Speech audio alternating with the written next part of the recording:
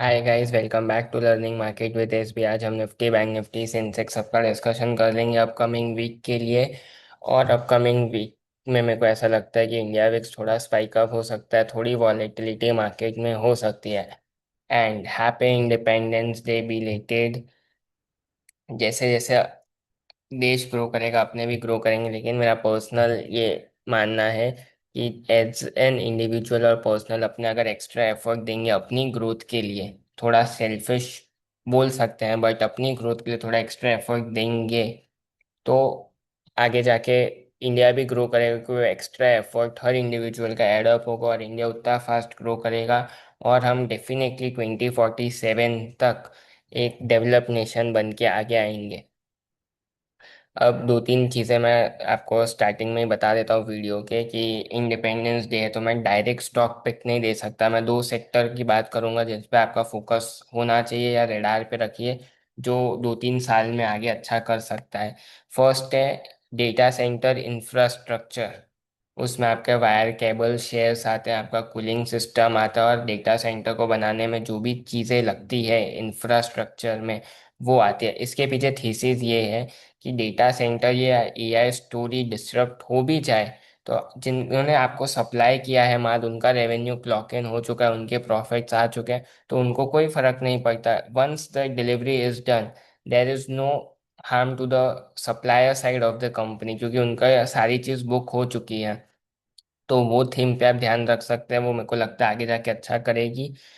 Second जो theme है वो रिसाइकलिंग है, क्योंकि जितना इतनी बड़ी आबादी है अपनी 140 करोड़ की, और जिस हिसाब से अपने देख रहे हैं वाटर कंटेमिनेशन हो रहा है, चाहे वेस्ट मैनेजमेंट हो चाहे वाटर मैनेजमेंट हो या बाकी चीज़ों में भी रिसाइकलिंग बहुत ज़्यादा आ रही है। जैसे पेपर रिसाइकल होते हैं, आपके कोक कैन रिसाइकल्स होते हैं, और बाकी इंडस्ट्रियल मटेरियल्स भी बहुत सारे रिसाइकल होते हैं। तो इस चीज़ में आपको फोकस करना चाहिए, रिसाइकलिंग।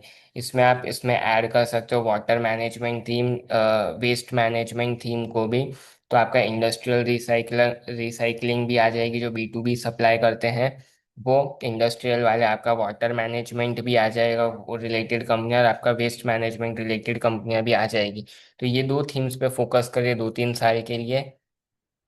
मेरा पर्सनल व्यू है कि ये आगे जाके अच्छा करते हुए आपको दिख सकते हैं। And disclaimer here, I am not a SEBI registered investment advisor और research analyst. Please ask your investment advisor और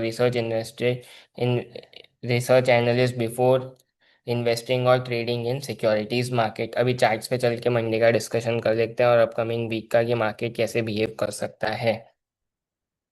तो निफ्टी में जो मैंने लेवल्स आपको बहुत टाइम से रटवा रखे हैं कि 24,440, इसके ऊपर अगर मार्केट निकलता है तो एक बहुत अच्छा मूव आपको देखने को मिलेगा। यहाँ पे वो लेवल है, इसके ऊपर निकलता है तो आप बुलिश साइड में इंटैक्ट रहिएगा। अभी वो वापस से एक हर्डल का काम करेगा। वो लेवल जैसे ही निकलता है आपको 520 तक का एक लेवल स्विंग देखने को मिलेगा, 520, 580, एंड इवेंचुअली ये 670 तक जाने की ट्राई कर सकता है अपकमिंग वीक में। डाउन साइड में जो आपको लेवल ध्यान रखना है, फर्स्ट लेवल रहेगा आपके लिए 325। 325 के नीचे ये मार्केट ड्रैग होता है तो ये आपको 270 एंड इवेंचुअली 200 तक के लेवल दिखा सकता है, तो मेंटली प्रिपेयर रहिएगा। ऑप्शन डेटा में सिंथेटिक फ्यूचर 20 पॉइंट ऊपर बंद हुए हैं, तो हो सकता है मार्केट पहले ऊपर ड्रैग करे, क्योंकि कॉल के प्रीमियम बढ़ेंगे नहीं और पुट साइड के प्रीमियम तोड़ दिए जाएंगे। एंड फिर मार्केट वो 440 420 जाके जो चार्ट पे हर्डल रेंज आती है वहां से नीचे की तरफ घूमे और एक अच्छा मूवमेंट देखने को मिल सके, तो ये चीज़ को भी कंसीडर कर लीजिएगा। बैंक निफ्टी का डिस्कशन करते हैं। बैंक निफ्टी इतनी टाइट रेंज में चल रहा है ना, मतलब क्या ही बोलूँ। अभी एक हफ्ते का देखिए चाहे एक महीने से देखिए, इस रेंज में ही कंसोलिडेशन कर रहा है बैंक निफ्टी। जो लेवल्स आपको ध्यान रखने हैं, डाउन साइड में जब तक 57,400 के ऊपर है, ज़्यादा बियरिश होने की ट्राई नहीं कीजिएगा। उसके नीचे निकलता है तो बहुत अच्छा मूव देखने को मिल सकता है आपको, 57,250, इवेंचुअली 56,800, एंड देन 56,500 तक बहुत अच्छी डाउनसाइड स्विंग देखने को मिल सकती है, प्रोवाइडेड ये 56,800 तोड़े और 57,000 तोड़े। अपसाइड में जो आपको लेवल ध्यान रखना है, जैसे ही ये 57,500 के ऊपर निकलेगा, एक अच्छा स्विंग मिलेगा 57,650, एंड उसके ऊपर 6,720, एंड इवेंचुअली ये 57,880 तक जाने की ट्राई करेगा। जैसे 50,880 निकालता है, 58,200 तक के डोर ओपन हो जाएंगे, और वहाँ पे ये एक बड़े ब्रेकआउट के लिए जाएगा, जो 60,000 के लिए ये अटेम्प्ट करने की ट्राई करेगा। लेकिन जब तक ये रेंज नहीं टूटती है, बड़ी रेंज है ऊपर नीचे, तब तक ये इसी रेंज में फंसा हुआ रहने की ट्राई करेगा या रहेगा। तो अकॉर्डिंगली प्ले कीजिएगा।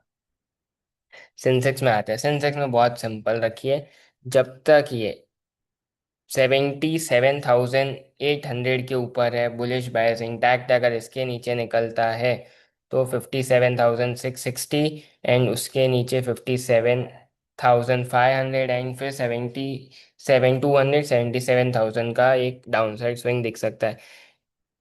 ऊपर में 78,150 के ऊपर अगर ये निकलता है, तो आपको 78,280 फर्स्ट मूव, एंड इवेंचुअली 57,500 की तरफ ये आपको मूव करता हुआ दिखेगा। अगर वो निकाल देता है तो एक फ्रेश ब्रेकआउट देगा 78,800, और 79,000 की तरफ जाने की ट्राई होगी सेंसेक्स की। इन सब में सबसे अच्छा जो चल रहा है और सबसे बुलिश जो है, वो है mid cap select index. Simple सी चीज, 14,920 का लेवल, इसके ऊपर है तब तक बुलिश बायस इंटैक्ट है। इसके ऊपर निकलता है 15,020, 15,020 के ऊपर निकलता है तो 15,080 और 100 की तरफ ट्राई करेगा। 14,920 के नीचे आता है तो first level will be 14,880, and उसके नीचे 820 तक की ये ट्राई कर सकता है, तो वहाँ पे मेंटली प्रिपेयर्ड रहिएगा।